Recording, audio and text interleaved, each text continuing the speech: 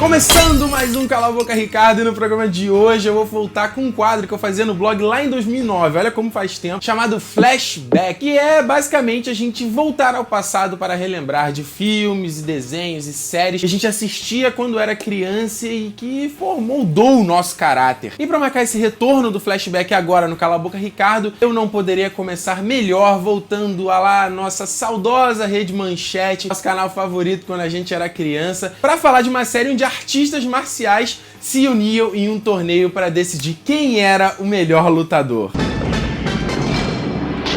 Não, eu tô falando do... Street Fighter 2.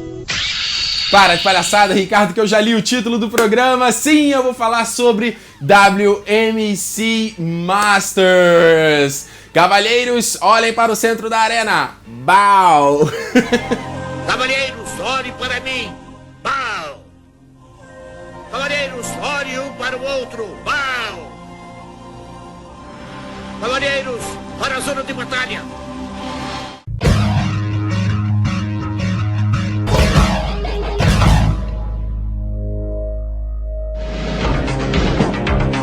Cara, eu era maluco por artes marciais quando eu era criança, então qualquer coisa que tinha nego se estapeando, trocando supapo, eu tava lá na frente assistindo igual um louco. E até por isso que os grandes brucutus lá dos anos 80 e 90, o Van Damme sempre foi o meu favorito, diferente do Sly e do Schwarzenegger, porque nos filmes do Van Damme ele era o arte marcialista, até o Grande Dragão Branco, né, o Bloodsport, era um torneio lá, então, cara, eu adorava esse filme, eu adorava tudo que tinha artes marciais e... obviamente eu também adorava os jogos também de lutas. Infelizmente a gente nunca teve uma produção live action desses jogos que fosse a altura dos jogos. A gente teve o filme do Mortal Kombat, que foi até bacana, o primeiro filme, os outros são terríveis. The King of Fighters e o Tekken só foram ter filme em 2010. Pois é, você não sabia? Você não viu? Pois é, eu também não vi, então você imagina a bomba que deve ser, né? E o Street Fighter... cara, eu não vou nem falar dessa merda, na boa. No, God! O máximo mesmo que a gente tinha de luta em live action eram os Power Rangers, que era foda pra caramba. Isso, obviamente, até em 96 estrear na manchete WMC Masters. Santoy apresenta! Santoy apresenta, diretamente dos estúdios da Universal na Flórida, Olympus, Machine, Superstar, Red Dragon, Great Wolf, Tiger Claw, Panther, Tsunami, Star Warrior, Turbo, os melhores lutadores do mundo, lutando pelo Dragon Star, WMC Masters. Versão brasileira, Gota Mágica, São Paulo. WMAC Masters significa World Martial Arts Council, ou Conselho Mundial de Artes Marciais. E a série mostrava esse torneio onde os lutadores se enfrentavam até atingir o posto mais alto e conquistar o Dragon Star, que sagrava ele como o lutador mais foda. A série foi criada pela 4Kids, que foi a licenciadora aqui no ocidente de vários animes, e a série durou de 95 a 97 com 2 temporadas de só 13 episódios. Como a gente comentou lá no Nerd Station 22 sobre os 20 anos dos Cavaleiros do Zodíaco, muitas séries chegaram até as mãos da Manchete por conta da Santoy, a Bandai que a gente conhece hoje. Eles ofereciam a série pra Manchete, vocês podem exibir aqui, a gente tem esse pacote de episódios, e em troca eles exibiam os comerciais dos bonequinhos, que realmente era o principal negócio deles, exibir os comerciais dos bonequinhos na TV. E com WMAC Masters não foi diferente. WMAC Masters from Bandai. Cara, o que eu posso dizer é que o WMAC Masters era o mais próximo de um videogame live action que a gente tinha. Então você imagina um pequeno nerd de 8 anos de idade assistindo um negócio desse, assistindo um videogame com pessoas de carne e osso. Cara, era de explodir a cabeça, na boa. Modalidade marcial, Kung Fu.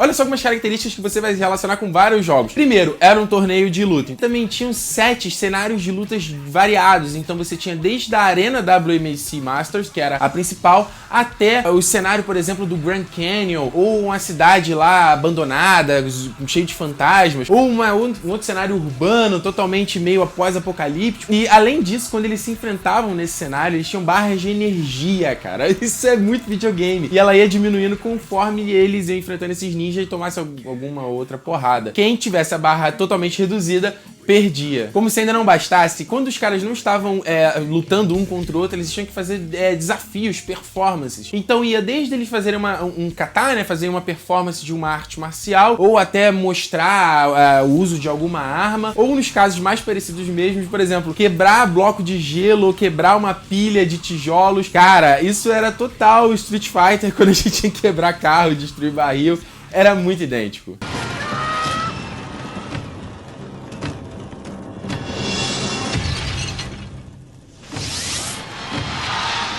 E pra coroar mesmo o elenco, cara, toda a galera que formava ali os lutadores do WMC Masters, eles não eram atores, eles eram de lutadores ou dublês. E os nomes deles, eles interpretam a si mesmos na série. Eles só criavam aqueles pseudônimos como o Tsunami, o Machine, o Star Warrior, nomes temáticos, eles tinham símbolos temáticos. E ainda assim, no momento, às vezes, antes da luta, quando eles estavam passando a ficha do cara, aparecia ele performando um golpe. E era muito videogame, que era um movimento meio robótico. E ele mostrava o golpe especial dele, que também tinha um nome característico. E ainda assim, quando eles iam começar a luta, mostrava uma tela com um encarando o outro, fazendo uma posição total Mortal Kombat, total Street Fighter, cara. Os caras poderiam não ser atores, o que acabou que a nossa dublagem ajudou muito na interpretação. Mas no lance de dar porrada, no lance desse visual e super caricato e super videogame, olha, isso era nota 10. Agora, entrando na arena do Conselho Mundial de Artes Marciais, Raheem Olson, denominado Machine. Como eu falei, a série teve só 13 episódios divididos em 2 temporadas, ou seja, 26 episódios. Uma série bem curtinha, né? Cada episódio tem aí mais ou menos 20 minutos. Mas mesmo assim, as 2 temporadas são um pouco diferentes uma da outra. Na primeira, a gente tem aqui a apresentação da Shannon Lee, que é a filha do Bruce Lee, irmão também do Brandon Lee. E ela fazia uma narração, como se ela fosse a apresentadora desse espetáculo que tá passando na TV, alguma coisa assim. Nessa primeira temporada, eles intercalavam muitas lutas com histórias pessoais dos lutadores, assim. A série, ela não te preocupava muito de dar muito background. No primeiro episódio, você meio que começava no meio da competição, mas nesse meio tempo, todo episódio tinha o flashback, o background de algum personagem. Seja logo no primeiro episódio, onde mostra lá o Raheem Olson contando a origem do codinome dele, né, Machine. Ele explica que antigamente ele era um cara com muita raiva, e aí ele aprendeu a controlar essa raiva, se tornar uma máquina super fria, usando a doutrina das artes marciais. Eu ainda te devo algo desde a última vez que nos vimos. O que eu devia ao Steve eram minhas desculpas e meu agradecimento pela lição mais importante da minha vida. Por que usar isto, quando você pode usar isso? É isso aí. Num outro episódio, a gente vê o Superstar mostrando que ele fazia filmes de ação e ele virou um cara super arrogante. E no momento quando ele entra numa enrascada, ele toma uma lição do irmão dele, que era o Star Warrior, que também era um lutador na competição. O irmão dele salva o Superstar se fingindo lá, usando a técnica do bêbado, se fingindo de bêbado. Ele ensina uma questão de humildade pro Superstar. Num outro episódio... Cara, eu tentei muito... Nesse episódio, o Great Wolf, ele dá um golpe no Tiger Claw, um golpe que ele pulava e juntava as 2 pernas no alto, né? Tipo um telefone com os pés. Cara, eu tentei fazer muito isso quando eu era criança e, obviamente, uma criança gorda caía. Imagina a cena ridícula, né? Enfim, nesse episódio mostrava o Great Wolf usando esse golpe que o Tiger Claw ensinou a ele e que não era pra eles nunca usarem um contra o outro também. Sempre um dramalhão ali entre esses dois grandes amigos.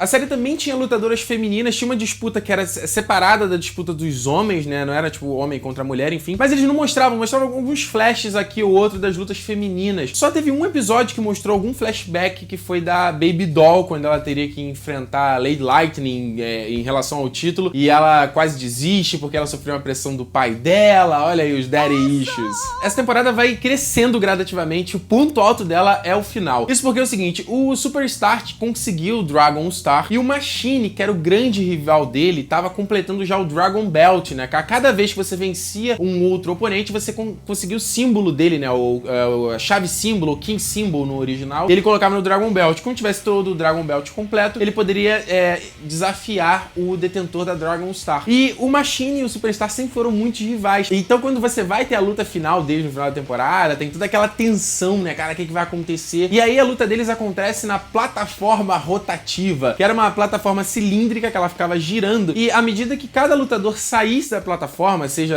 se pendurando na corrente ou indo pra arquibancada, um ninja entrava na plataforma pra atrapalhar eles. Você vencia se você jogasse o outro oponente pra fora. E aí a luta segue com vários ninjas entrando na área, eles dando golpes e mandando um outro pra fora. Mas, cara, o ponto alto mesmo é quando um dos ninjas derruba os dois pra fora da plataforma, dando um chute duplo no ar. Muito foda.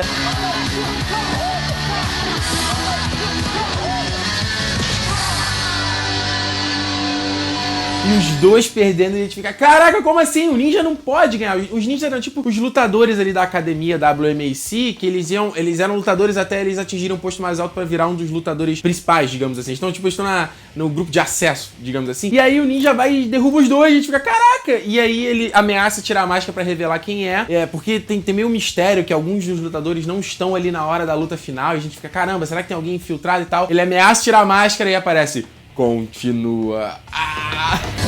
Isso é impossível. Os dois atletas foram jogados pra fora da plataforma na mesma hora por um ninja. Quem será este ninja mascarado? Como eu falei, as duas temporadas são diferentes uma da outra, e a segunda, ela já começa com uma outra pegada. A começar que sai a Shannon Lee, que era uma das co-diretoras da série, e a apresentadora lá, ela sai, e a série tira esses dramas pessoais e coloca uma investigação, coloca uma trama ali de conspiração acontecendo no torneio, onde eles colocam esse grupo chamado a Shakiro, que é um grupo de artes marcialistas corruptos que foram expulsos da academia WMAC, e eles planejam roubar o Dragon Star. E aí, a temporada toda acontece com essa galera tentando investigar quem são os membros da Shakiro, quem foi o ninja lá, o ninja misterioso que derrubou o Machine e o Superstar da plataforma. Cara, um grande momento dessa temporada é o rematch que acontece do Machine com o Superstar, porque como eles foram derrubados da plataforma, eles tiveram que lutar de novo. E aí eles levaram a luta para um outro ambiente, para Earthquake Ride, que era um brinquedo no parque da Universal lá na Flórida. E é muito maneira essa luta, cara, que eles estão lutando, é meio underground cenário, e aí no meio do caminho acontece meio que um terremoto, e tem uma inundação, eles têm que chegar do outro lado do cenário, que parece que é meio que um trilho lá de trem, tem que chegar do outro lado e colocar o símbolo deles pregado. E, cara, eu lembro de brincar com meu irmão disso, de reencenar essa cena. Cara, essa luta foi muito maneira, muito maneira. Continuem a luta, não haverá remarcações. A temporada termina quando você tem um torneio lá das mulheres da Chameleon versus a Lady Lightning e a Princess. A Chameleon vence as duas e ela seria a vencedora do Dragon Star. Só que no momento que a cápsula sobe pra ela pegar o Dragon Star, que ele fica debaixo da plataforma, enquanto tá acontecendo a luta, ele só levanta de novo quando tiver um lutador vitorioso. E aí quando sobe a cápsula, tá sem o Dragon Star e o símbolo da Shakiro.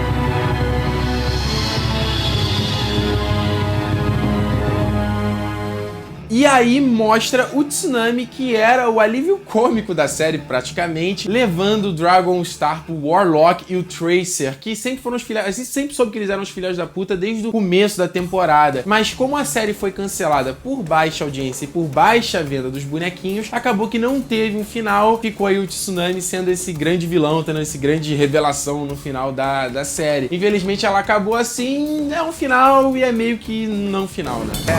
Now that we have it, what shall we do with it?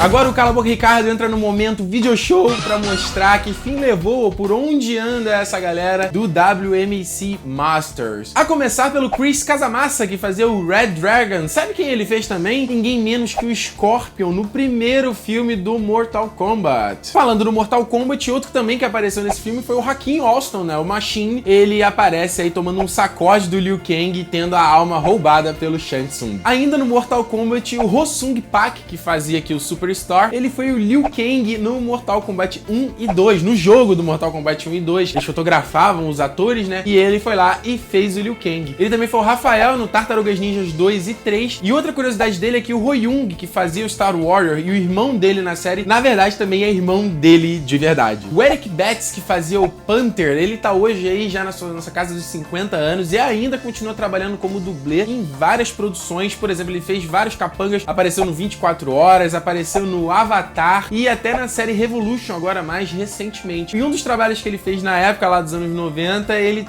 atuou como dublê dos Power Rangers e também como um dos bonecos de massa.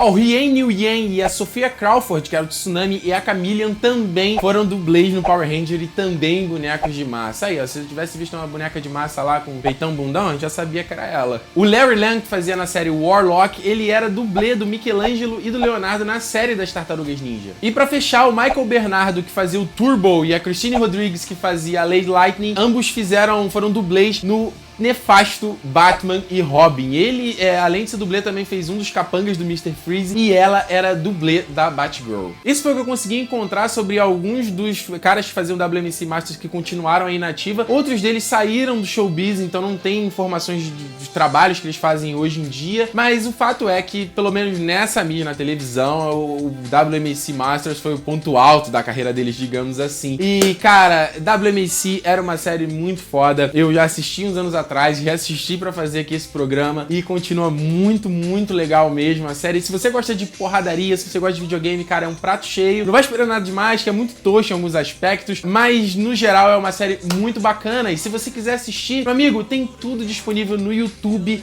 dubladinho, então você pode assistir todinho. Pra você que não assistiu, cara, assista, vale a pena. E pra você que assistiu na infância, vale bastante reassistir WMC Masters, porque, pelo menos na minha opinião, passa fácil na regra dos 15 anos.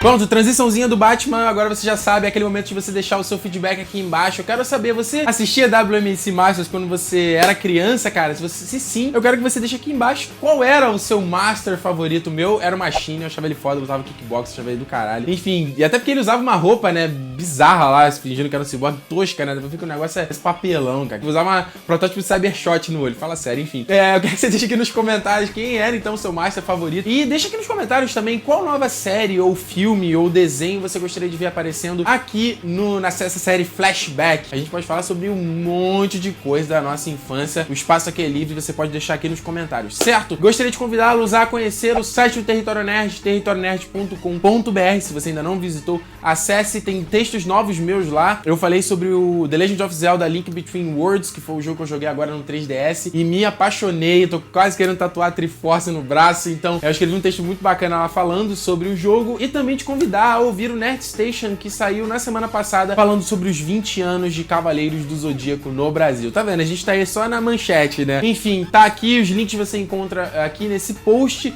territorionerd.com.br.